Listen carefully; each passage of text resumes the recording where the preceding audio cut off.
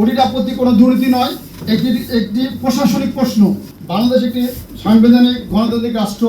এই রাষ্ট্রের ভিত্তি হলো আইনি শাসন, ন্যায় বিচার, মানবিক মর্যাদা ও জবাবদিহিতা। এই কাঠামোর মধ্যেই বাংলাদেশ রেলওয়ে রাষ্ট্রের অর্থনীতি, যোগাযোগ, জাতীয় নিরাপত্তায় গুরুত্বপূর্ণ দায়িত্ব পালন করছে। কিন্তু আমরা গভীর উদ্বেগের সঙ্গে লক্ষ্য করছি, ওটির আপত্তি উঠলেই কর্মকর্তাদের দুর্নীতিবাজ বলা হচ্ছে, তদন্ত ছাড়াই চরিত্রহরণ হচ্ছে, ভুক্তভোগী হচ্ছেন তাদের পরিবার ও রেলপোষ্যরা। আমরা স্পষ্ট ভাষায় বলতে চাই, ওটির আপত্তি কোনো দুর্নীতি নয়, একটি প্রশাসনিক প্রশ্ন।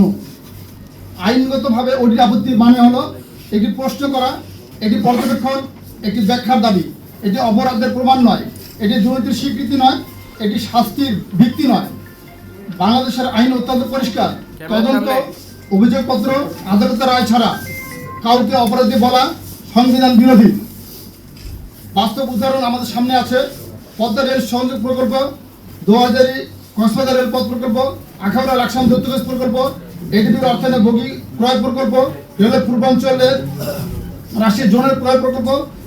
এগুলোতে বহু ওটির আপত্তি উঠেছে, কিন্তু দুর্নীতির প্রমাণ ছাড়াই অধিকাংশ নিষ্পত্তি হয়েছে।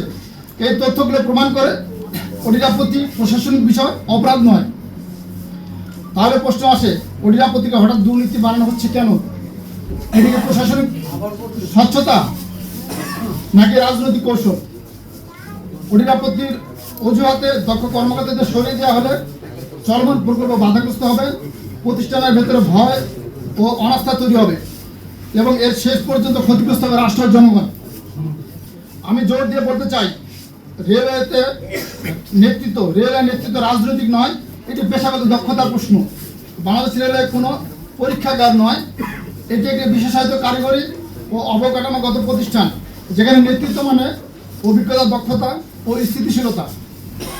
গণমাধ্যমের প্রতি রেলের প্রশ্ন সোসাইটি বিনীতভাবে এবং দৃঢ় আহ্বান জানাচ্ছে, গণমাধ্যম বিচার করবে না, তথ্য উপস্থাপন করবে। চরিত্র হনন নয়, মানবাধিকার লঙ্ঘন নয়, জনস্বার্থ রক্ষা, সত্য যাচাই, এটাই গণমাধ্যমের দায়িত্ব। বাংলাদেশ রেলের প্রশ্ন সোসাইটির অবস্থান স্পষ্ট। আমরা দুর্নীতির বিরুদ্ধে, কিন্তু সংবিধান ও আইনের আলোকে ন্যায় বিচার ও মানবিক মর্যাদা বজায় রেখে প্রয়োজনীয় উচ্চ আদালতের শরণাপন্ন হব। শেষে একটা কথা বলতে চাই, ওটির আপত্তি প্রশাসনিক প্রশ্ন, অপরাধ নয়, শাস্তির ভিত্তি নয়, চরিত্র হননের লাইসেন্স নয়। সত্য প্রতিষ্ঠা না হওয়া পর্যন্ত আমরা থামবো না। রেলের কর্মকর্তা কর্মচারীদের মর্যাদা রক্ষায় আমরা সবসময় সোচ্চার থাকবো। ন্যায় পুনরুদ্ধার না হওয়া পর্যন্ত আমাদের এই সংগ্রাম চলবে। দেশে দেশে সবার সাথে দ্য নিউজ।